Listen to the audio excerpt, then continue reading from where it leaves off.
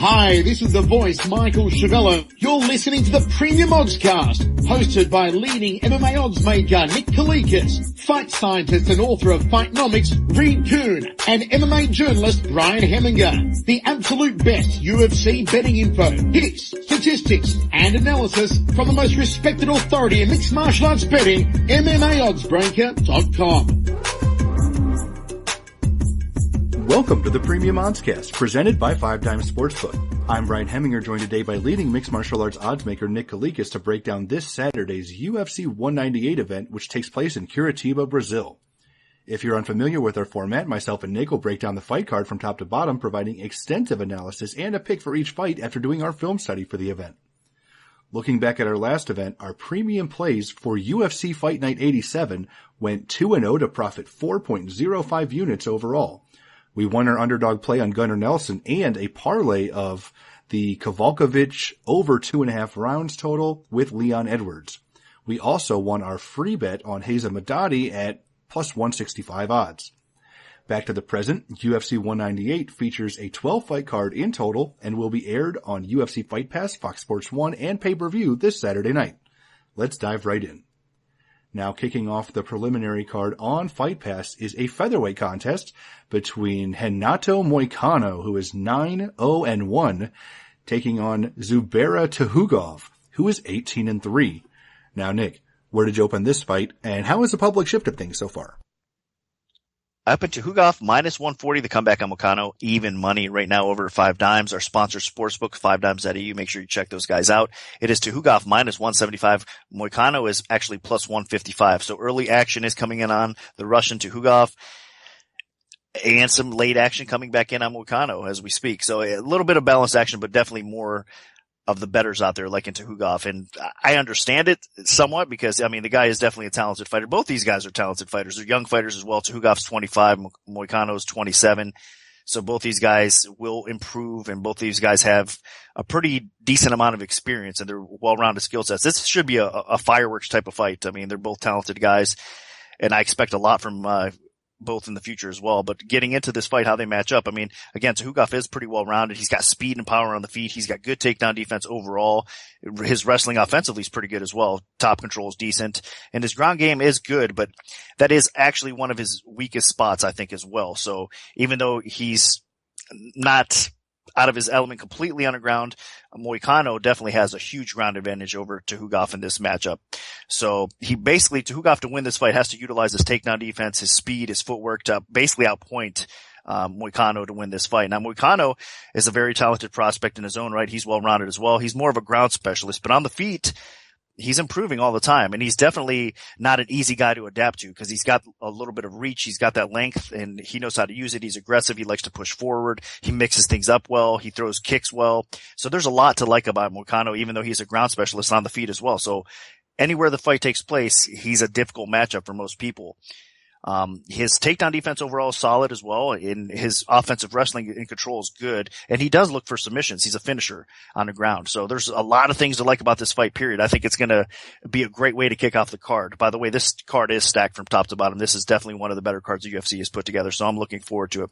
But as far as this matchup goes, I'm going to actually lean with the underdog Moicano. I think that, again, his reach, his ability to basically having a slight edge on the ground. Well, not on the ground. He has a bigger edge on the ground, but across the board overall, I think Moicano has a slight edge in this matchup over Tukhugov. So it's hard not to pick him. I know that there is a little bit of concern because both these guys actually are coming off of a long layoff. Obviously, Moicano a little bit more so. He's been out since 2014, December 2014. He was injured, but that being said, he has time to recover, and I'm sure he's been back in camp training his butt off and even improved more since we've seen him last time. And then Tukhugov, again, he's basically been out since his decision win over Nova, and that was in December 2015. So both these guys have had some time off. I don't expect rust to be a big issue here either way, and it should be a really fun fight. But I do think Moicano is the better fighter of the two, and I think he edges Tukhugov out, even maybe possibly finishes him on the ground. So my pick is going to be Moicano to pull off the upset here. On the feet, Moicano is going to have the reach. He's got good length. He actually uses it pretty well. If you watched his last fight against Ninamaki, he was lighting Ninamaki up on the feet. He has smooth striking. He doesn't pack a lot of power, but he throws it in combination well. He has high volume. He does a lot of good little things. And his defense is actually pretty good as well. So if he can mix those up against Tukhugov on the feet, he should be competitive there. Tukhugov on the feet is a lot more wild, reckless. He does have big power with his left hook. He kicks hard. He does a lot of spinning moves. So you just never quite know what to expect from him. But I will say, in his last fight against Felipe Nover, Tukhugov's pace slowed down drastically once Nover started kicking him to the body. Nover was utilizing a lot of movement side to side, particularly moving to his left, which kept Tukhugov from doing a lot of his spinning attacks, really kind of neutralized some of his offense. That was a lot more competitive fight than people expected it to be. Against Moicano, if Moicano is able to utilize distance properly, he could really fluster Tukhugov because he's got 4 inches in reach and 4 inches in leg reach. Now, on the ground, Tukhugov is probably the slightly better wrestler, but Moicano is a much more dangerous ground fighter in terms of submissions, sweeps, you name it. I think he can definitely be a threat if this fight does hit the canvas. But he didn't really look to take the fight to the canvas in his last fight. He really wanted to showcase his improving stand-up. So I think this fight is going to be very competitive. And one thing going against Moicano is he has not fought since December of 2014, his UFC debut. He was supposed to fight Mirsad Bektik, had to pull out with an injury, I believe, about a year ago, and has not fought since. So he's just been slowly recovering from the injury, and he's finally ready to go. So if he's not rusty, Moicano is definitely going to be very competitive here. But part of me thinks he might be a little, and Tukhugov is tough to win rounds against because he can be so aggressive, and sometimes judges favor that a little bit more, even if Moicano might be the slightly more technical striker. So I'm going to slightly lean Tukhugov, but I do think this fight is more competitive than the betting odds indicate. Now, moving up to the welterweight division, we have Sergio Moraes, who is 10-3, taking on UFC newcomer Luan Chagas, who is 14-1. Now, Nick, what's the MMA odds maker's perspective on this one? Up in Moraes, minus 475, Chagas plus 325. Right now it is Moraes minus 430. The comeback on Chagas is plus 345. So line margins have tightened up a little bit, and there is two-way action on this fight. Early on, it was dog action coming in. Now we're starting to see some parlay action come back in on Moraes, and the line's kind of climbing a little bit as well. It is kind of a big line if you're looking at it. I'm sure some people are surprised that Moraes is this big of a favorite. Obviously, we know what you're getting with Moraes. He's a BJJ specialist. I mean, a world-class jiu-jitsu practitioner on the ground. I mean, a lot of people can't hang with this guy. He usually finishes fights. He's so smooth. He's so technical. I mean, that's definitely where he wants to be in most cases. Now, his stand-ups are actually improving a little bit as well. And you got to give him credit for that, because when you see a ground guy that is capable of landing some strikes and being effective on the feet, you got to respect that as well. So he's been putting in the work. He's been getting better. He has a ton of experience, and he's basically a proven vet that is at the point of his career where he can make a run at 170 and give people fits along the way because of his ground game. Now, Chagas, he's almost the total opposite. He does have a little bit of a ground game, no doubt. He's a pretty well-rounded fighter, but he's more of a striking-based fighter. He's more of a type of fighter that's going to go try to knock your head off than really get the fight to the floor and try to submit you, although he does do that often as well. But against Moraes, obviously, he's not going to want to play the ground game here. He's going to want to try to stand up and bang. So he is coming in on short notice. Chagas is. He's in for Usman in this matchup. So it's about a 2-week notice for him. Now, looking at film and looking at tape, he hasn't really been tested that much throughout his career as far as, I mean, a guy like Moraes.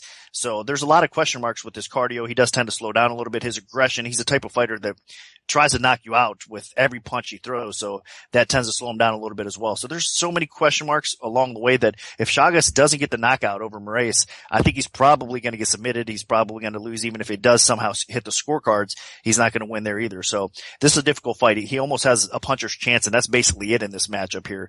So even though he is talented, he's a karate stylist, Muay Thai experience to go along with it.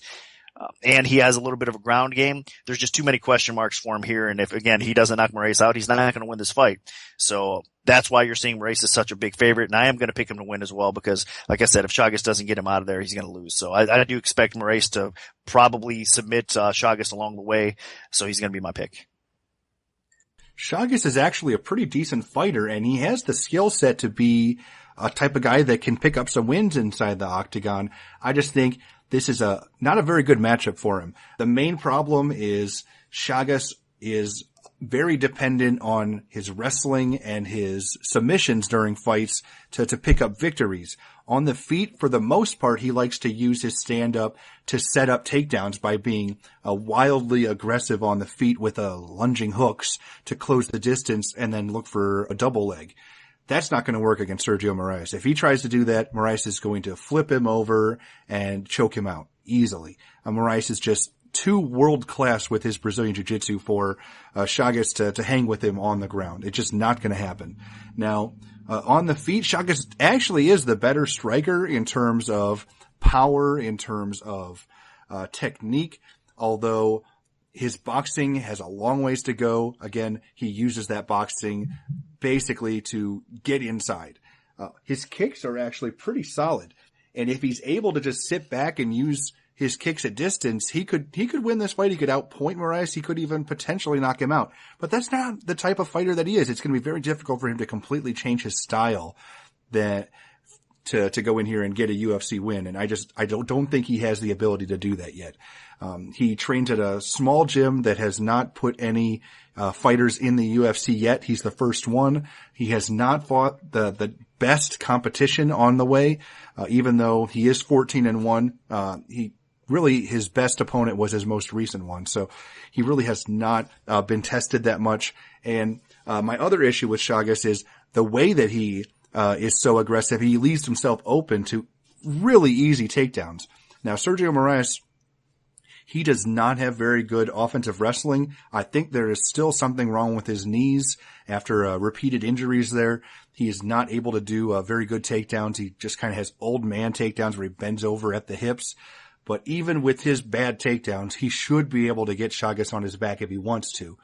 Now, in his last fight, Moraes only attempted like 2 takedowns against Omari Akhmedov, and he was down 2-0, and then he just stepped in and knocked Akhmedov out. So Moraes is definitely, if he keeps standing, he is going to eventually face somebody that's way more technical than him, and they're going to do some serious damage. But I just don't think Chagas is the guy to do it. So I'm going to pick Sergio Moraes. I think at some point Chagas gets off balance and Moraes takes him down easily, and then once he's there, it should be only a matter of time before he finishes it. But if it stays on the feet, Chagas is going to be competitive. But my pick is going to be Sergio Moraes. Now, headlining the preliminary card on Fight Pass, we have Antonio Rogério Nogueira, who is 21-7, taking on Patrick Cummins, who is 8-3, and this is in the light heavyweight division. Now, Nick, where did you open this fight, and how has the public shifted things so far? Up in Cummins, -165, the comeback on Nogueira, +125, and right now looking over 5 dimes. Cummins is -250, the comeback on Nogueira is +210, so yeah, you could tell action has been coming in on Cummins. I mean, Nogueira brothers have been legends of the sport for a long time, but obviously, I mean, at age 39 for Little Nog, he is definitely past his prime and on the decline. But with all that being said, he's the better fighter here. I mean, technically speaking, across the board, Nogueira is the better fighter. Obviously minus wrestling, because that's what Cummins has to do to win fights these days for the most part against a high level competition like this, because on the feet, although Cummins is improving, Nogueira is still a lot more technical of the boxer. Obviously the submission game goes to Nogueira, even though I think Cummins handles himself pretty well on the ground as far as submission defense. I've been pretty impressed overall, but that being said, there's no doubt about it that, I mean, technically speaking, Nogueira is by far the better fighter. And I think he's got a little bit left in the tank here, especially in this matchup against Cummins, that the line's kind of getting out of whack a little bit. I think that people are underestimating Nog maybe a little bit too much. Now, that with all that being said, I do think that Cummins can win this fight. He can outpoint Nogueira. Even if he gets top position, maybe on the ground, he can land a big punch. Nogueira's chin is definitely not the same as it once was. I don't think it's as bad as his brother's right now, but still, Cummins definitely has an advantage there. But talk about chins. How can you trust Cummins' chin either? I don't trust it. Nogueira definitely has enough power and enough technique to knock Cummins out as well if it does stay standing. So in this fight, even though Nogueira is amazing on the ground, if Cummins gets a top position, he should be able to kind of steal rounds and be okay, because I don't think Nogueira is going to sub Cummins off his back, especially if he's prepared for it the right way, which I think he will be. So stylistically, this is an interesting matchup. I mean, you have a little bit of youth. Not that Cummins is a young guy in any means, but as far as MMA years, he's definitely got the advantage there in that category against a guy that's basically on the way out, most of us think. So it's pretty obvious, or it should be common sense to pick the guy like Cummins in this spot. I am going to pick him, but at the same time, I'm not as confident as everybody else out there that are laying that juice and betting him up to minus 250. So I think honestly, it's a dog or pass situation where the line is now as far as betting goes. There is value on Nogueira at plus 210. That being said, I still have to pick Cummins to win this fight, though. I do think that he could probably not get caught by Nogueira along the way, and he'll probably outpoint Nogueira. So that's what I think is going to happen. So I'm going to pick Cummins to win, but I'm not confident here, as I said, and I think that there's a good chance Nogueira could surprise us all and pull off this upset win. Patrick Cummins has elite wrestling and great ground and pound when he gets on top of you, but he is so vulnerable on the feet. He is still very long ways to go in terms of becoming a type of fighter that can win a stand-up battle against just about any light heavyweight on the roster. And Antonio Rogerio Nogueira is still a savvy veteran. He still has that ability to put people out if he connects solidly with that left hand of his. And you saw it even in his last fight. He did lose a decision to Shogun, but Nogueira did have Shogun in a lot of trouble early in that fight. So if he can do that to Shogun, he can definitely do that to Cummins on the feet. So if this fight stays standing for significant periods of time, I do favor Nogueira to pick up the win. But I'm not quite convinced it's going to stay standing. Cummins is a smart fighter. He knows where his biggest strength is. You saw it repeatedly in fights where he will get his opponents on the ground and keep them there. Now, the elite fighters in the division, they're able to get up. They're able to avoid those situations like Glover, like Ovince St. Preux was able to get back to his feet and knock Cummins out. Obviously, Daniel Cormier did the same thing. So the big question is Antonio Rogerio Nogueira still elite? Back in the day, he was. But, I mean, his brother's retired. He has been knocked out viciously in fight like the Anthony Johnson fight. So Nogueira definitely is not the same fighter that he used to be. So he does have enough left in the tank to knock out Cummins if this stays standing. I just don't think it's going to stay standing. I know Nogueira's takedown defense used to be really good, but I don't think it's going to be as great this time around. He just doesn't have the reaction time or the speed or the reflexes to stifle Cummins. I think Cummins is going to be able to get on top of him and avoid those trademark half guard sweeps that Nogueira uses so well. And I expect Cummins to either pick up a TKO on the ground or potentially just ride this one out for a decision. So my pick is going to be Patrick Cummins. But again, if it does stay standing, Nogueira can knock him out at any moment as well. So very cautiously picking Patrick Cummins. Now, kicking off the Fox Sports 1 prelims, we have a bantamweight contest between John Lineker, who is 26-7, and Rob Font, who is 12-1. Now, Nick, what's the MMA Oddsmaker's perspective on this one?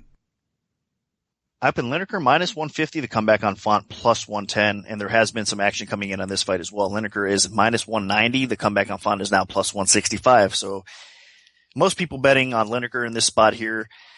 I'm not really that shocked either, but I think a lot of people are underestimating how talented Font is in this spot as well. And this is a dangerous fight, especially for Lineker. Obviously, I mean, he's okay at bantamweight, and that was a very impressive win that he had over a guy like Rivera. And Lineker's the type of guy that bantamweight, he'll win fights in both divisions, no doubt about that. But at the same time, I think he's more suited for the flyweight division. And in this spot here against a guy like Font, Font's a strong fighter as well.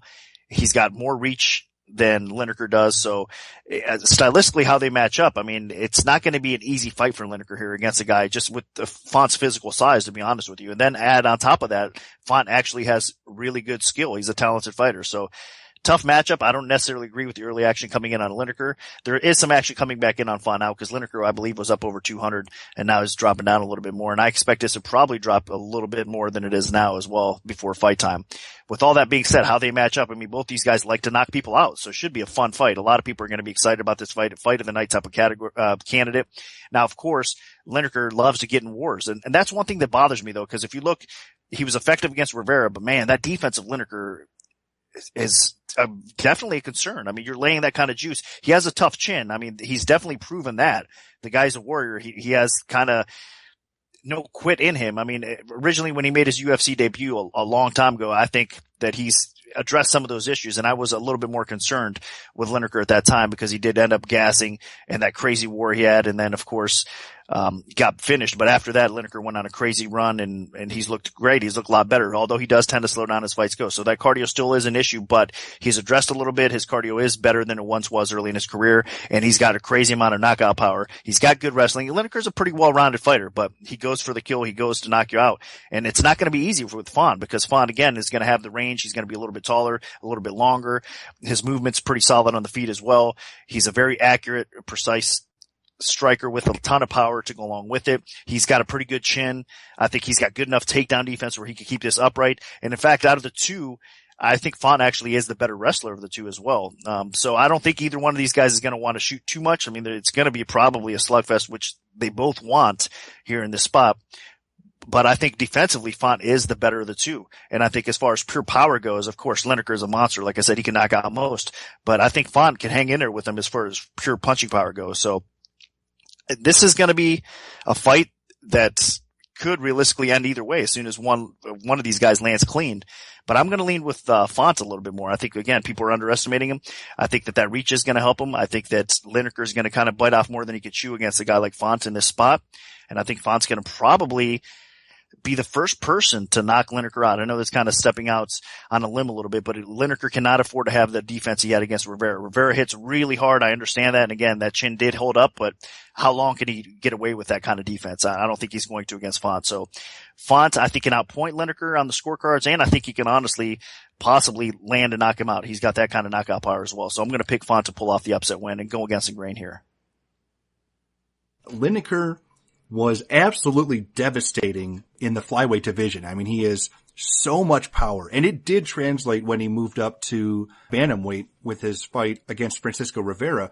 But that being said, he's still going to be at a serious disadvantage physically against the big, strong bantamweights. And one of those type of fighters is Rob Font. Lineker is still a flyweight fighting out of his weight class. Now, he does have the power to knock out anybody in the division. I mean, you've seen it. Guys like John Dodson, who have also moved up to the bantamweight division from flyweight, can still translate that power and put people away. So Font is definitely going to have to keep his chin protected. But the biggest thing Font has going for him here is he has 4 inches in reach. He is 5 inches taller. He has the longer legs.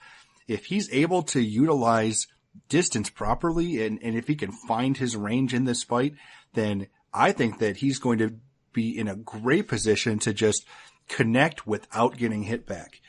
That being said, John Lineker's power and chin are tremendous. So I wouldn't be shocked to see Lineker wade forward, not caring about the power of Rob Font, who does pack a good punch, and just trying to hit and not even care about getting hit back because he has so much faith in his chin. I mean, Lineker just can go to war with anybody. And if this fight becomes a brawl, it's going to be Lineker's fight to win because, technique sometimes goes a little bit out the window in those type of situations. And you saw in the Rivera fight, that turned into just clench your mouthpiece, almost close your eyes and just start swinging as hard as you can. And Lineker got the better of that. So Font is going to have to do everything he can to keep this fight technical, to keep himself composed. He's going to have to avoid Lineker pressuring him against the fence and closing the distance. It's not going to be easy. So even though Font has those physical advantages, he is definitely going to have to do everything he can to keep Lineker from getting in that phone booth. Because once he does, he has the power and ability to change the outcome of a fight at any moment. But that being said, I do actually think Rob Font is really getting underrated here a little bit. I mean, he has looked tremendous in his 2 UFC appearances, both picking up solid TKO or knockout victories. And I know that he hasn't fought anybody as dangerous as John Lineker yet, but Font definitely looks like the type of guy that can be a player in the bantamweight division. I think he is one of the brighter prospects on the rise here. And I don't think that Lineker has the tools to take advantage of perhaps some of Font's weaknesses. I think, if anybody's going to beat Font, it might be a really good wrestler or somebody with an insane ground game that can get it to the floor. And Lineker's not really going to do that. He got the submission in his last fight, but it was after hurting Rivera. So I'm actually favoring Rob Font here. I think he can stay composed, not lose his cool. And I think that he can either pick up a decision, or if Lineker starts to fade down the stretch, Font could potentially finish him with a late TKO. So my pick is going to be Rob Font. Now moving up to the middleweight division, we have Thiago Santos, who is 12-3, taking on Nate Marquardt, who is 37-15-2. Now, Nick, where did you open this fight, and how has the public shifted things so far? I opened Santos minus 315. The comeback on Marquardt plus 235 right now over 5 dimes. It's Santos minus 360. The comeback on Marquardt is plus 300. So action definitely coming in more so on Santos. Most of it's parlay action. I'm not really that surprised. Santos, man, he's looked great. I mean, he's really improved all around. I mean, I actually underestimated him, as did many people, I think, thus far in his career. But that win that he recently had over Theodoro was very impressive. And not just that. I mean, the guy's been looking great. Look what he did with that head kick knockout of Bossi. I mean, it was a highlight on SportsCenter, for crying out loud. The guy definitely has skill, and he's better than I thought overall. He's even developing his takedown defense. His ground game's getting better. He's just an improving fighter. He wants to be good.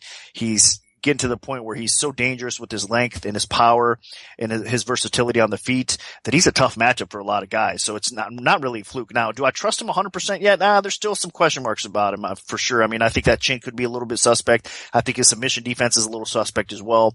But the point is, here in this matchup against Marquardt, I don't think he's going to have to worry about it that much. I know Marquardt is coming off of a much needed win to save his career, basically, against Dalloway. And he does have that kind of power in him that he can end the fight on the feet. But on the feet, in most cases these days, he gets outpointed. I mean, if this fight was a couple years back, Marquardt would actually be favored over a guy like Santos. But let's face it, Marquardt's 37 years old. In MMA years, he's way beyond that. His chin is definitely suspect. Even though he is the better fighter, more technical fighter in all areas in this spot here, he's still going to struggle with a guy like Santos, because Santos is going to be tough to take down. So he's probably not going to be able to get that submission over Santos. And then on the feet, Santos is the better striker at this point. He's going to have to deal with that length of Santos and with the power against that chin. It's just not a good formula. It shouldn't work out that great for Marquardt. And if you think about it, besides that win he just had, like I said, they kind of saved his career right now over Dalloway. That Gastelum performance was pretty bad. Tavares was able to dominate him as well. He just hasn't looked good. So I'm expecting Marquardt to honestly hang it up soon. And the guy's had a heck of a career. He's accomplished a lot. There's nothing more to prove. And I don't want to see the guy keep on getting knocked out to a point that it gets ridiculous. So if he does get knocked out in this spot, which I think he probably will, I honestly, part of me thinks that he should hang him up, and I want to see him kind of retire and maybe still stay involved with the sport. Obviously, he's coaching, doing a lot of things, because he is that kind of guy that, I mean, it's great to see a guy like this, I guess, get the credit he deserves, because he's had a heck of a career. But that being said, this is not a good matchup for him, and Santos is going to probably finish him. So I am going to pick Santos to win this fight. Yeah, I think this one's pretty straightforward. Unless Marquardt clips Santos with a big right hand, or if Marquardt is able to get this fight to the floor and work over some submissions, I think Thiago Santos is in a really good position to pick up another win. He has looked better and better every time we've seen him. He has lethal head kicks, powerful hands, and he has really started to get comfortable in the middleweight division. Like, he is really starting to become a player. I have him, in my opinion, ranked in the top 15 in the UFC at middleweight, right on the fringe. And Marquardt is the type of guy that would be a really good stamp on his track record. Now, Marquardt is still dangerous, as we saw in his last fight against CB Dalloway. He can still knock people out.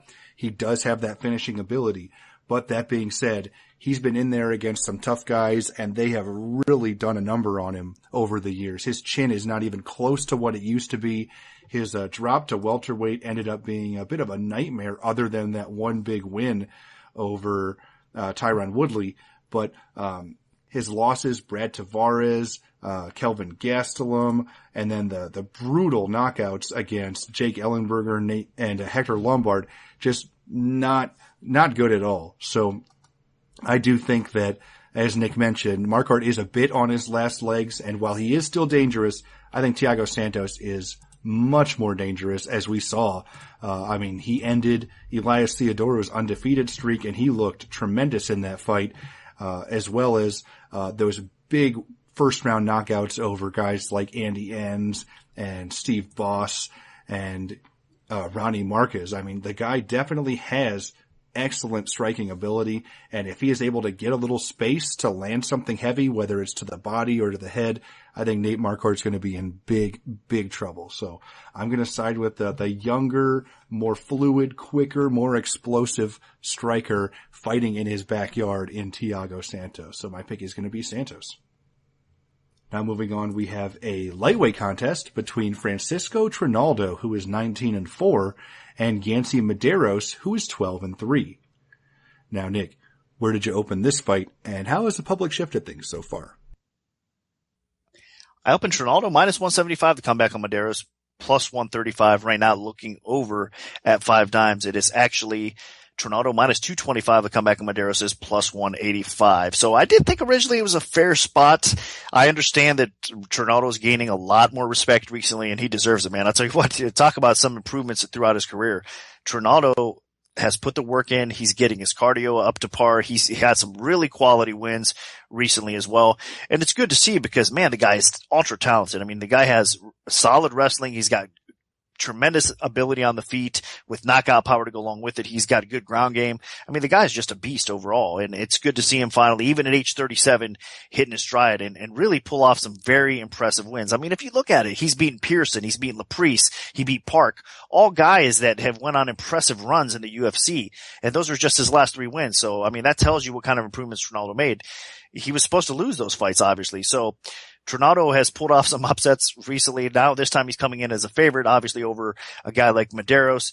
Medeiros, on the other hand, to me, he's been a bit of a disappointment, honestly. I was expecting a lot more for him. And the disappointing part about Medeiros more than anything else is its striking defense. I know he survived and won a competitive split decision over Makdessi in his last fight, which says something. I mean, he's definitely improving because Makdessi is a sniper, and obviously Medeiros didn't get knocked out there, but still, defensively, Medeiros is a concern. I mean, his body, he's shown weakness there in that area as well. His defense, as far as keeping his hands high and not getting clipped on the chin, is definitely a concern. So even though Medeiros offensively is tough to deal with because he's got length, he's got power, he's even got a little bit of submission skill to go along with it. I mean, offensively, the guy's definitely talented, ultra dangerous, but defensively is where it's not very impressive and it's disappointing. So Trinaldo is the more well-developed fighter. I mean, across the board, defensively, offensively.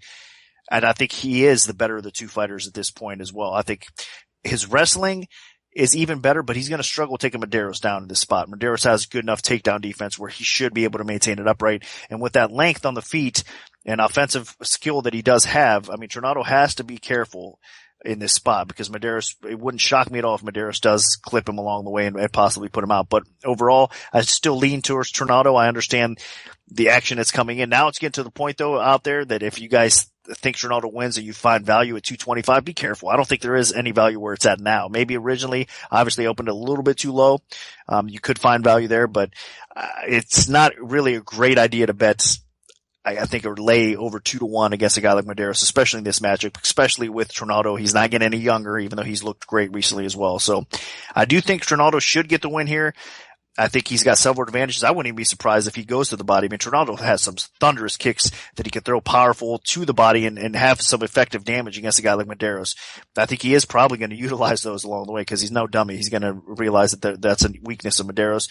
So I wouldn't be surprised if Trinaldo ends up finishing Medeiros, but if not, I think Trinaldo can still outpoint Medeiros along the way. So a slight edge towards Trinaldo in this spot, but I do think it's going to be a good fight, and it might be competitive, and I wouldn't be shocked if Medeiros does pull off the upset win here either, but you got to lean with Trinaldo. Just be careful out there betting this fight.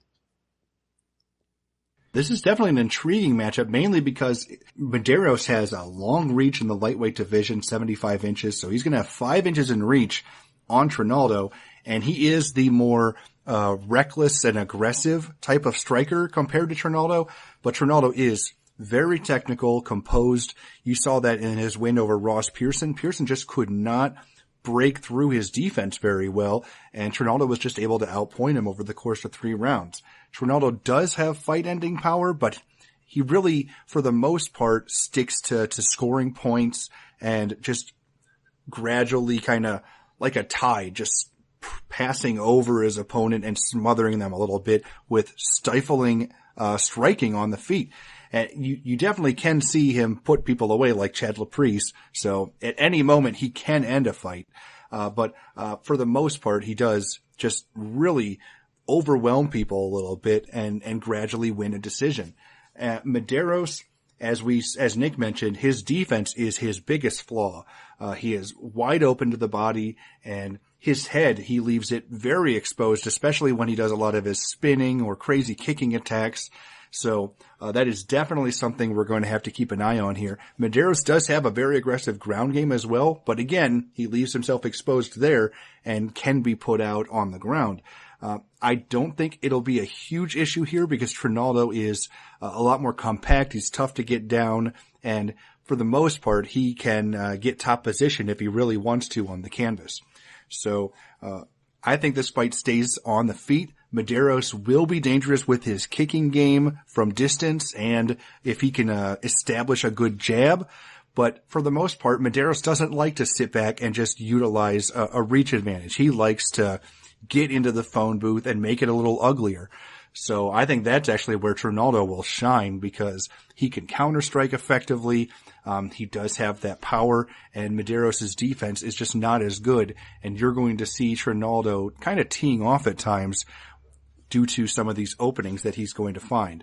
So even though Trinaldo is getting a bit older, he is getting better every time we've seen him. He is, in my opinion, a fringe top 15 lightweight in a very stacked lightweight division. So Medeiros, at some point in this fight, I think he gets clipped and hurt. I don't know if he'll be finished, but I do think that'll help Trinaldo along the way of at least winning a decision. So my pick for this fight will be Francisco Trinaldo. Now moving on to the main event of the preliminary card, we have Demian Maia, who is 22-6, taking on Matt Brown, who is 22-13, and this is in the welterweight division. Now, Nick, what's the MMA odds maker's perspective on this one? I opened Maia minus 380, the comeback on Brown plus 260. Right now looking over at 5 times. It is currently Maia minus 300. The comeback is plus 250. So line margin is basically tightened up. There is a 10-cent drop on the dog overall. Parlay action, of course, coming in Maia's way. Some straight action coming in Brown's way as well. This is a clear-cut fight. I mean, you have your grappler versus striker matchup. I mean, it doesn't get any more clear than that. Both these guys are a little bit more well-rounded than that. Obviously, Maia has okay stand-up, but against legit solid strikers, that's not where he really wants to go. He wants to take the fight to the ground, work his submission game. I mean, just look how impressive he was, even against a guy like Gunnar Nelson. But not just that. I mean, throughout his career, he's been really impressive. And the ground game is his specialty. One of the best grapplers ever to compete in MMA. And Brown, of course, is one of the best strikers we've seen in the UFC in a long time because he's got that warrior spirit. Even if he gets outstruck a little bit, I mean, you can never count him out. I mean, if he's getting outpointed, he's always in the fight. He's got that killer instinct. He's got a ton of knockout power to go along with that heart, and he just puts the pressure on people. So if you can't get him to the ground, in most cases, Brown's going to finish you on the feet. I mean, on the ground, of course, he does have some submission skill as well, but that is definitely his area that he needs to work on because defensively, I mean, he sticks his neck in spots where he shouldn't, even though his sub defense through the years has gotten a lot better. I give him credit. He's been working on it. It's improved, but a guy like Demian Maia, come on. I mean, if you've been subbed, I believe like 9 times throughout your career, obviously a guy like Demian Maia can sub him as well. So that's a whole nother level you can't really prepare for. So Maia's going to have to get this fight to the ground. And if he does, he's going to finish Brown. He's going to submit Brown. I don't think there's a question mark there. So it really is just how long it takes him to do that. And I do think he can get Brown on the ground as well. So I am going to pick Maia to win the grappler versus striker type of matchup. I mean, he realistically should roll in this fight. If he can't, for some reason, get the takedowns or take Brown's back against a cage standing or something like that, he is probably going to get knocked out. He might get finished here as well. So that's Brown's chance to win this fight. But overall, yeah, like I said, I have to side with the grappler. I think Maia continues his role here. And with this win, he should seriously be considered in the mix for a title shot. I know he's close right now, and he's a threat, man. I mean, he's that special of a grappler that he could wear that strap even at age 38.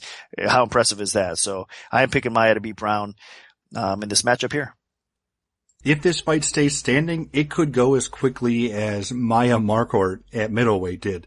But I don't think that Maia is going to fall into that trap Matt Brown is an extremely dangerous striker with vicious Muay Thai, a ton of heart, great durability. But you know what's not durable? His limbs, his neck. Any type of situation he gets put in on the ground where those get threatened, we've seen him tap out. Now, I know that his ground game has improved. We haven't seen him threatened on the canvas much at all in any of his recent fights. The only person that was able to do anything was Johnny Hendricks repeatedly taking him down in a decision. But he really hasn't also fought people that are aggressive submission fighters. And that's what Demian Maia is. I mean, we all know how good Gunnar Nelson just looked against Albert Tumenov. And just remember, Demian Maia made Gunnar Nelson look like he was a child playing with an adult on the ground. That's how good Demian Maia is on the canvas. He is ferocious, aggressive, has such tremendous control of his hips and everything. And he is almost effortlessly able to get on his opponent's back and look for that rear naked choke. But he's also just as dangerous with triangles, with arm bars. I mean, you name it. He is the type of guy that can put people out, and he has aggressively done it so far in his UFC career, especially since dropping down to the welterweight division. He is definitely a player right now at 170.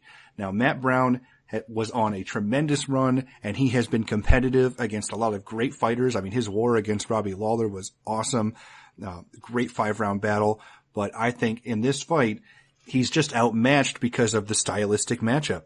I mean, we've seen it time and time again. Before Brown went on this run and became a player at 170, he was submitted by Seth Baczynski. He was submitted by Brian Foster. He was submitted by Chris Lytle. So, I do think that if Maia can get him to the floor, and he should be able to, because he just has these sneaky takedowns where he just closes the distance and drags you to the floor. And just once he gets a hold of you, at some point he is going to get the leverage to drag you down. And once he does, I don't see Matt Brown escaping his clutches. So, unless Matt Brown is able to put Maia out on the feet before he can get him to the floor, I think at some point Maia does submit him. So my pick is going to be Demian Maia. Now, kicking off the pay-per-view main card is a welterweight contest between Warlley Alves, who is 11-0, and Brian Barberena, who is 11-3. Now, Nick, where did you open this fight, and how has the public shifted things so far? I opened Alves minus 350, the comeback on Barberena plus 250. Right now it is Alves minus 350, or I'm sorry, minus 550, I should say, and the comeback on Barberena is plus 425. So the line is climbing a little bit for Alves. A lot of people thinking this fight is a setup fight for Alves to get the victory here because Barberena beat the UFC's boy, Sage, and it's hard to deny that, man. It's like they're throwing it to the sharks here against Alves because obviously Alves is an ultra-talented fighter. He's a finisher. I mean, the guy has a lot of potential. Minus, I mean, the issues that he has, obviously, is his conditioning. His cardio lets him down at times. So his cardio is always going to be concerned. And against a guy like Barberena, this is the interesting thing. I mean, that's his strength, is kind of lasting, surviving, and then taking fights into deeper waters and winning and finishing his opponents that way, or making it interesting enough.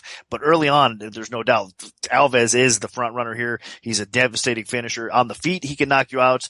Obviously, he's got a great guillotine choke on the ground. He's got submission skill. So Alves is a finisher, and he probably does stop Barberena along the way. Or if not, I think Alves could probably at least make it interesting enough or dominate the first 2 rounds enough that he should, wrap it up in those 2 rounds and then win on the scorecards as well. So this is Alves' fight to win or lose. I understand why the public's coming in this way, especially considering Barberena has been floating between, lightweight and welterweight. He beat Sage at welterweight. Now he's back here fighting, against Alves at welterweight as well. But overall, Alves in Brazil, with all the hype, all the ability that he has, he should beat a guy like Barberena. Now, Barberena is a warrior, have a ton of respect for him as well, but he's just outclassed in this fight. So Alves can beat him on the feet. Alves can beat him on the ground.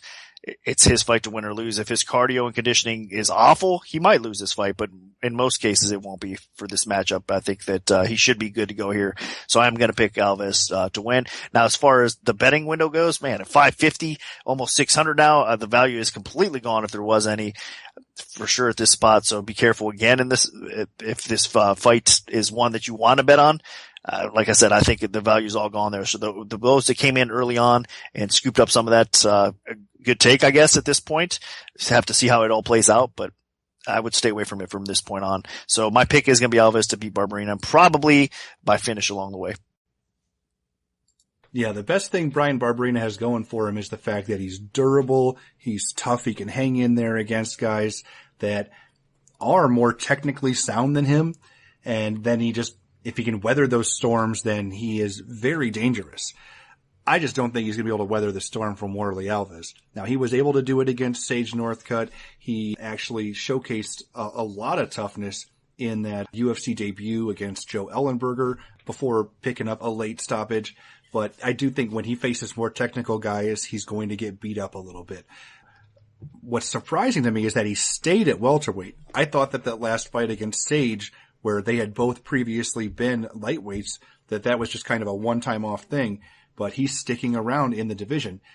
And I don't think this is a great idea. I mean, Barberena is a big fighter for the lightweight division, but he's not that big in the welterweight division. He's actually as tall and as long as he is, he's basically an average size welterweight now. And a guy like Warley Alves, who is just built like a tank, is the same size as Brian Barberena. I think Alves is going to be able to bully him around, especially early in this fight, on the feet, in the clinch, wherever. And then, of course, if Barberena tries to get to the floor, Alves has just a beautiful guillotine choke that he has submitted so many people with along the way, especially that last fight where he picked up a very quick first-round guillotine choke submission. So I think Barberena's in big, big trouble. The only way I see Barberena winning this fight is if Alves expends a lot of energy in the first 2 rounds trying to finish Barberena and is unable to do it, and then gasses. And then maybe Barberena, if he can get Alves against the cage and just start unloading with knees and elbows, he does have pretty good Muay Thai skills. Maybe he could put Alves away late if he gasses. But I don't think Alves is going to do that. If he sees that Barberena is too tough to finish, I think that he'll slow down the pace a little bit and just ride this out. Alves should be the better fighter on the ground. He should be the better fighter on the feet in terms of a pure boxing technique. And really, unless he completely fades down the stretch, then this is Alves' fight to win. And I think that he does pick up a finish along the way at some point because, hands down, he just is the better overall fighter. Now moving up to the light heavyweight division, we have Mauricio Shogun Rua, who is 23-10, taking on Corey Anderson, who is 9-1. Now, Nick, where did you open this fight, and how has the public shifted things so far? Up in Anderson, minus 185, Rua plus 145. And right now it's Anderson minus 240. Shogun Rua is plus 200. So more action coming in Anderson's way. Not really that surprised right now. I mean, basically, more than anything else, it seems like it's a fade on Rua. I know that he's, again, on the decline spot past his prime for sure. And Corey Anderson is one of these guys that's kind of on the rise. I mean, at 205, he's definitely going to put himself in a good spot with the win over Shogun here, and he keeps on climbing the ladder and they match him up accordingly. He can win some fights and get himself in title contention eventually. And Anderson obviously is the type of guy that most of the bettors out there like, and most of the fans out there like. He's a wrestler that has a pretty good, obviously, grappling game, getting the fight to the ground, controlling a little bit, landing some ground and pound. He's got some decent stand-up skill as well. His boxing's okay. He knows how to use his length at times as well. He's got a little bit of power to go along with it. I mean, across the board, Anderson is a very solid fighter. Now, his chin is definitely suspect. I mean, Villante was able to get him out of there late. His cardio at times seems to be suspect.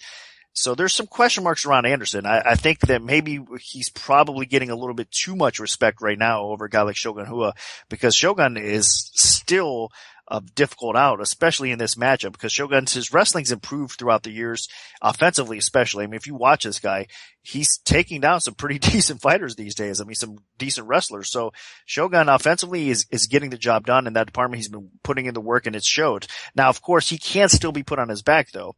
So Anderson, it wouldn't shock me if Anderson's able to get a couple of takedowns along the way here, but he has to hold him down or has to utilize that to win this fight, I think, because on the feet, even though Anderson can have some success, maybe outpointing Rua, I think Shogun is definitely the more dangerous of the two fighters on the feet. He still has that knockout power, even though his chin might be a little suspect these days. I think he can still do some damage, and I think Anderson cannot afford to take a lot of risks on the feet with Shogun because he's got that kind of knockout power. So stylistically, I think this is a tough, dangerous matchup for Anderson. I wouldn't be surprised at all if Shogun's able to pull off the upset. The only reason I'm going to side with Anderson in this fight again is because he is on the rise. He is the younger, fresher fighter a little bit here. He should be able to outpoint Hua. And if Hua doesn't get him out of there, he probably loses on the scorecard. So I'm going to lean Anderson. I'm not, again, as confident as everybody else out there that's coming in laying 2-1 or laying over 2-1 against Shogun. I think this is kind of a pass situation. It's a dogger pass situation where it's at now. So I'm not necessarily in agreement with all the action coming in on Anderson, but at the same time, it's hard not to pick him because he should more times than not come away with the win. So I'm going to pick him to win. I do think Anderson should take this fight. He is the younger fighter. He's taken significantly less damage over the course of his career. He's fresher. He's more explosive in terms of ability to get inside, grab a takedown. And even though Hua's wrestling and ground game has improved over the years, I do think that he's going to have trouble staying off of his back here. Now, if this fight stays standing, Anderson's playing with fire. You saw that in the fight against John Vellante where Vellante was able to land some big kicks and then eventually put him out in the third round. So Anderson is definitely, he should not just screw around on the feet like he did in his last fight where he spent a lot of time standing against Tom Lawler, a guy that's way smaller than Hua and is a little bit less dynamic. Hua can crack with his legs. He has great leg kicks. Hua's hands are still lethal. So, if Anderson is toying around on the feet too much or gets overconfident, then I could definitely see Hua connect with something and put him out because Anderson's chin is not amazing, even though he is a beast in 25-8, and working really hard and improving all areas.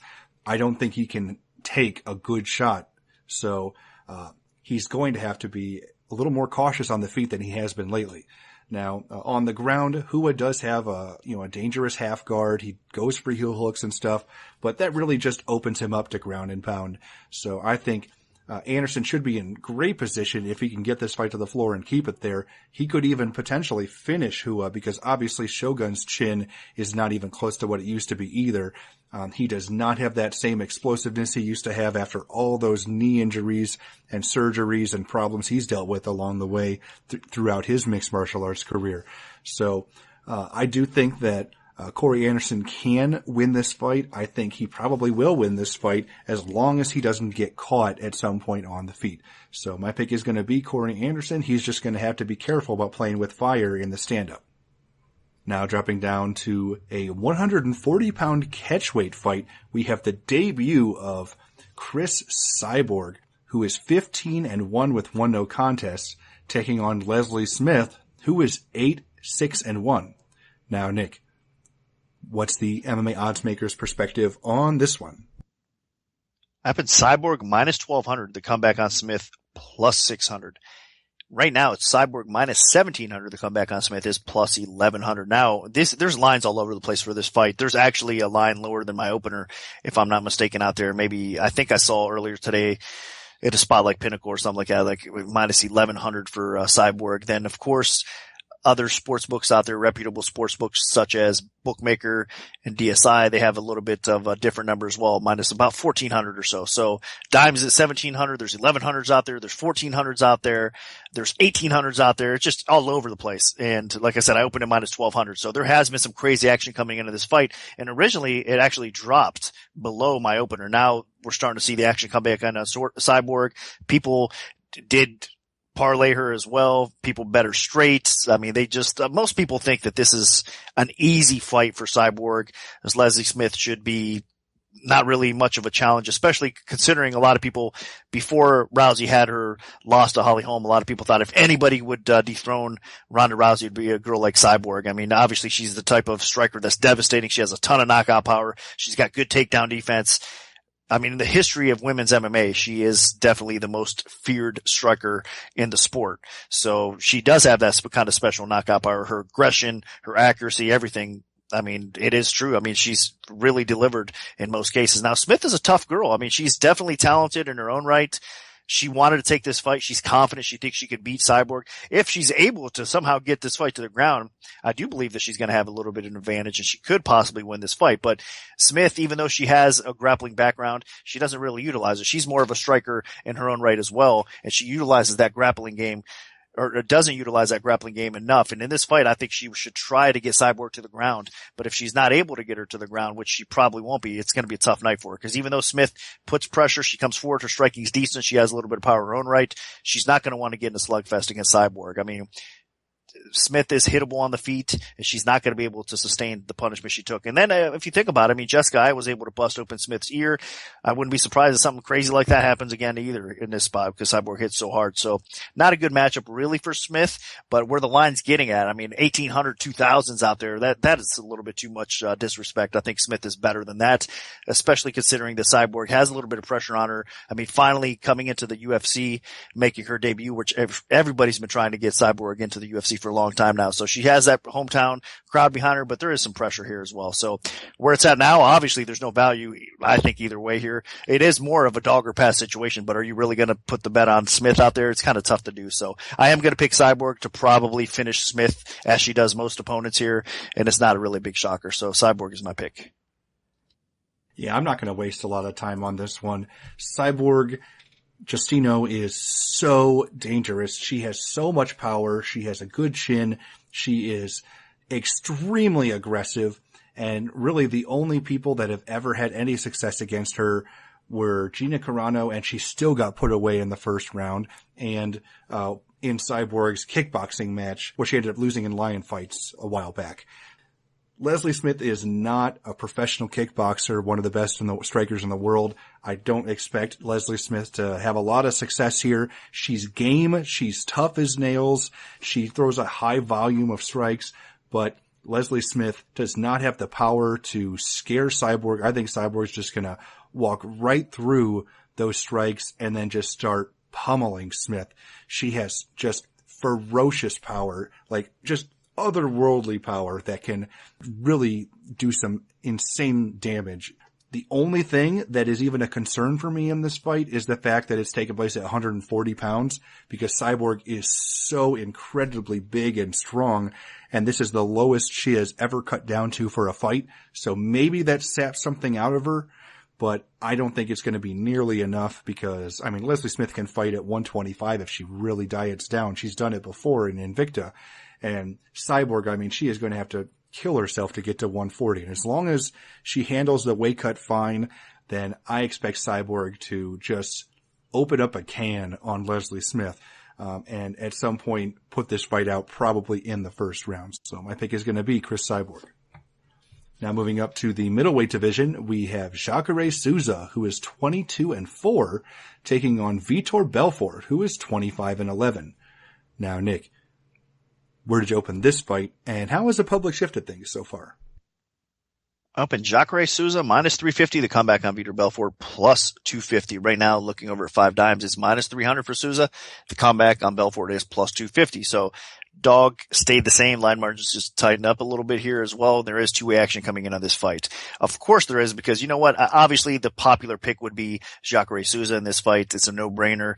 I mean, he's, again, the fighter on the rise. Belfort's been around for a long time. Both these guys have obviously been around the sport for a long time, but Belfort, as far as MMA years, just think about the history of the sport. He's been around for so long, and he's been performing well throughout, and he's still dangerous on the feet. I mean, and that's what his bread and butter is. He's an effective striker, even to this day, even with the new USADA testing, everything that's going on. I mean, Vitor Belfort still comes out and he's performed pretty well. I mean, if you look at his win again over Dan Henderson, I understand Henderson's a decline fighter in his own right, but still, I mean, he has that kind of power, that kind of accuracy to get people out of there. So Jacare has shown in the past a bit of a suspect chin. He's been rocked. I mean, even in the Romero fight, he almost got finished there as well. And then throughout his career, that's kind of hindered him a little bit. It's been somewhat of a suspect chin. Other than that, though, Jacare, man, I mean, he is a tough out. He's probably the most skilled all-around fighter in the middleweight division. I know that's saying a lot because you have guys like Luke Rockhold in there that's phenomenal everywhere the fight takes place. Obviously the former champ Chris Weidman, you can say a lot of stuff about that, but I'm saying what he's accomplished. I mean, Jacare, if you look at his grappling background, there's not many that are able to even remotely hang with him on the ground. I mean, he's almost like the Michael Jordan of jiu-jitsu. I mean, that's how good this guy is in that sport. And then he's able to take that jiu-jitsu and actually make it work inside the cage, which a lot of jiu-jitsu practitioners aren't really able to do that. And on top of that, his striking game has gotten to the point where he doesn't really even need to take the fight to the floor to win fights. I mean, he's got enough knockout power. He's got good technique on the feet.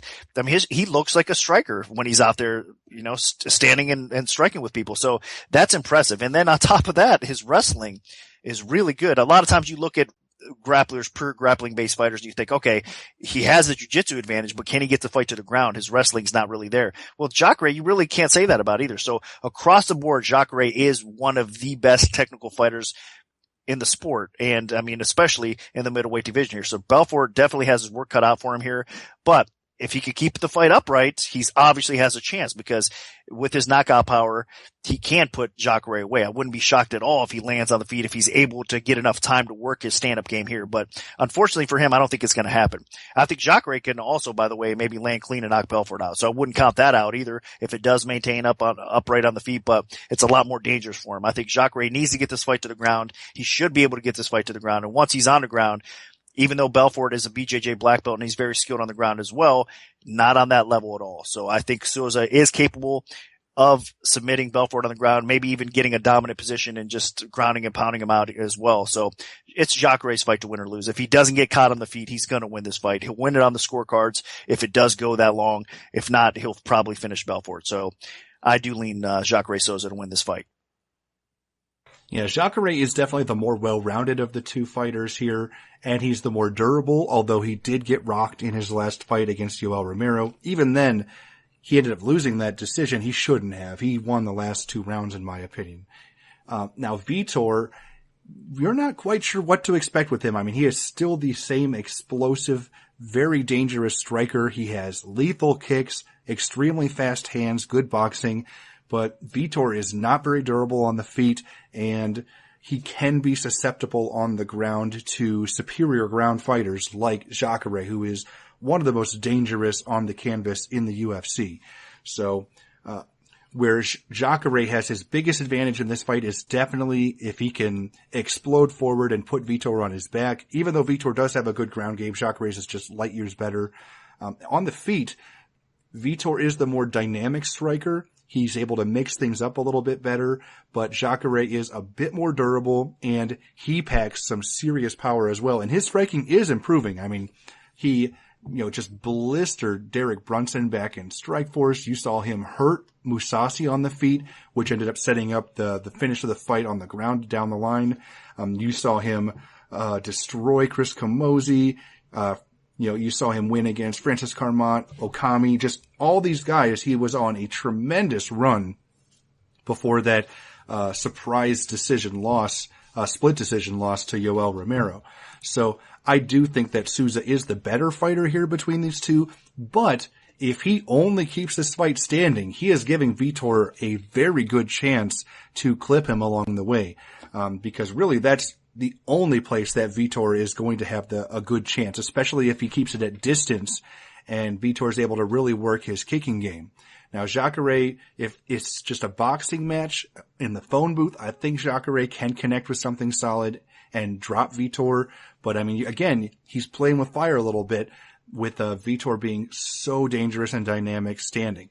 So if I'm Jacare, I close the distance quickly, maybe press Vitor into the fence, work for takedowns, do something to take him out of his realm.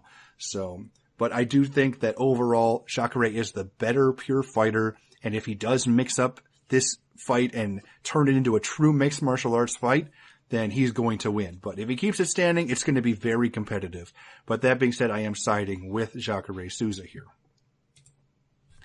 Now moving on to the main event of the evening for the UFC heavyweight title, we have champion Fabricio Werdum, who is 20-5 with 1 draw, taking on Stipe Miocic, who is 14-2. Now, Nick, where did you open this fight, and how has the public shifted things so far? I opened Werdum minus 225 to come back on Miocic plus 175. And there has been some action coming in on this fight. It's been more on the dog. Miocic is now all the way down to plus 130 and Werdum is minus 150. So Werdum's still hanging in there as a slight favorite. But Stipe is definitely getting some respect, which I do think he deserves. Now, again, most of you guys know that have been longtime listeners. I'm friends with Stipe, so I'm a little biased in this spot overall. I do want him to pull through with this win. And I think it is, honestly, I'll be as objective as I can here. It's a fight he can win. Stylistically, he matches up really well with Werdum. Werdum has been amazing. I mean, he's another one of these guys that at age 38 is actually, I think, better than he's ever been because he's been able to develop his stand-up game. We were just talking about Jacare, how good he is on the ground. This is another guy you can put in that same category on the ground. Werdum's submission skill is off the charts. So he's had a significant advantage throughout his career on the ground, but he's now obviously able to win fights standing up as well. He doesn't have to take the fight to the ground. So he's improved that end of his game. He's always had a solid chin. I know he's been knocked out, especially in JDS's UFC debut, but that was a different Werdum. That was an out of shape Werdum.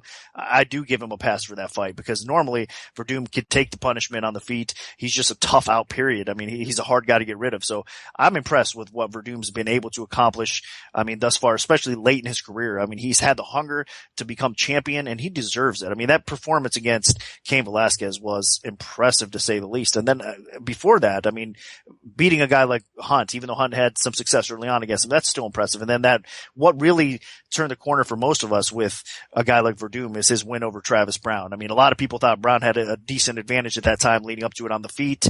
In most cases, Brown does, and Werdum was able to outstrike Brown as well. So you could really see him coming into his own and being an ultra dangerous fighter. So now looking back, it's not surprising he had the success he did against a guy like Cain Velasquez either. And he will have success against a guy like Stipe Miocic as well because Stipe is a great fighter, but I think it will be competitive on the feet. I think Stipe can outpoint him. He's a little bit faster. Obviously, he's got a little bit of youth over Werdum as well. I think Stipe is a very durable fighter, and what's going to be to his advantage in this spot is obviously he's got the wrestling background as well. So Werdum, if he tries to get Stipe to the ground where he'll have a bigger advantage, he's not going to probably be able to do that. So this fight should stay standing. Obviously, Stipe is not going to probably want to go to the ground with Werdum. If he does, he wants to maintain a top position, obviously not stick his neck in there. Obviously Werdum was able to get rid of Cain that way. So he's got to be cautious. And of course, we all know Werdum had that impressive triangle choke win, over, Fedora a little while back as well. Well, a couple years back now, of course. But all that being said, I think this fight does stay on the feet. And on the feet, I think Miocic can outpoint Werdum. I think that this fight, both these guys are tough to finish. So I would expect that honestly, the total right now is 2.5 rounds. I think it actually probably goes over 2.5 rounds. One thing I do got to point out is, I've been impressed recently with Stipe as well because he's been finishing his opponents. A lot of people thought, Stipe is one of these guys that, I mean, he outpoints his guys, but he doesn't really finish fights. Well, he's been finishing fights as well. So Stipe, he climbed the ladder, got to where he is now for a reason. I mean, the guy deserves to be in this spot, and I think he can pull off the slight upset win. And I think all the dog action coming in early on is probably pretty smart against a guy like Werdum because just how they match up and what kind of competitive close matchup it will be. Now, I do expect the line to kind of creep back up a little bit as we go. I'd be surprised if we see it maintain this low. I think we might see it actually climb up towards 2-1. And then on fight day, honestly, I think we'll see some sharp action come back in on Stipe and the line might drop back down. But this line will float up and down a little bit more here. So it's really on who you like and at what time you can catch the best line you can for this type of matchup here. It's a tough one to bet though, because I mean, it will be, I think, a coin flip type of fight, and it is a dog or pass situation if that's the case here. So I am going to lean and pick Stipe Miocic to win the fight. Again, I am a little bit biased, but at the same time, I really am taking everything out of the equation. I think it's a good matchup for Stipe, and Stipe can outpoint Werdum to win the strap. So I think that's what's going to go down, and that's what's going to happen. So my pick is Stipe Miocic to become the new UFC heavyweight champion. I think Stipe will be competitive in this fight, especially if he can keep it standing because his boxing is that good. My biggest issue is everywhere else because a lot of the things that Stipe does really well are pressure opponents, look for takedowns, clinch, and even though he doesn't do a lot of damage in the clinch, even though he doesn't do a lot of damage from top position unless he's fighting Marquardt, he's able to score points along the way, and he does have power on the feet as evidenced by the wins over Arlovsky, Maldonado, you name it. So Stipe definitely is dangerous, And I think the biggest thing he has going for him in this entire fight is the fact that he has a 3-inch reach advantage with his hands. He is going to, if he's able to keep this in boxing range, he's going to be able to hit Werdum without getting hit back. And that is a huge, huge plus. And he does have the ability to do that. That being said, Werdum is progressed so much with his striking. I mean, Nick mentioned that the Travis Brown was the turning point. I would even go back and say that the Roy Nelson fight was the turning point. I mean, Werdum just obliterated Roy Nelson over the course of 3 rounds, just punished him. And I do think what's going to happen here is Werdum is going to be able to mix it up, because he is not just dangerous with only his hands, which were great in the Cain Velasquez fight, by the way. His legs are extremely dangerous. He's explosive at times. I mean, you saw the flying knee against Mark Hunt. And his kicks are powerful and deadly. And especially at heavyweight, I mean, they're going to do even more damage than normal. Now, obviously, Verdum's biggest background, of course, is his ground game. I mean, he is the best submission fighter, in my opinion, in the history of the heavyweight division. Better than Mir, better than Nogueira, you name it. And he is still limber and extremely dangerous. So that takes away a lot of what Stipe likes to do in terms of looking for takedowns, getting top position. So Stipe is kind of forced to be a pure stand-up fighter in this fight. And if Stipe looks for the clinch, I think Werdum can punish him in the clinch, because he is a really good Muay Thai fighter. He mixes in knees and elbows, and I think he can do a lot of damage on the inside as well. So my problem with Stipe is, for him to win this fight, he needs to keep it at boxing range, and that's about it. That's the only place that he probably has a decent advantage here, and push a really high pace and try to wear Werdum down. It's not going to be easy. Werdum showed in his last fight he can go hard, and he actually wore Cain Velasquez down. So it's not going to be easy for Stipe, and that's why I think that he probably won't be able to overcome that. So my pick is going to be Fabricio Werdum. I think at some point along the way he might catch Stipe, or he could just win a competitive decision. Because I just think that he has a little bit more to his overall game, especially fighting in his backyard in Brazil. So my pick is going to be Fabricio Werdum. So that'll do it for our full event breakdown for UFC 198. Part 2 of the Premium Oddscast, featuring our premium bets, will be out this Friday following the weigh-ins. So stay tuned for that if you're an MMA Oddsbreaker Premium member. If we have a free play to give out, make sure to follow at MMAOB Premium on Twitter, because that's where we'll post them first. We can also notify you of our free bets via email alert if you prefer that method. Just send an email to picks@MMAOddsbreaker.com and we'll add you to our free bet mailing list. Special thanks to our sponsor, 5 Dime Sportsbook. Good luck, everyone, and hopefully the betting gods are on your side this weekend.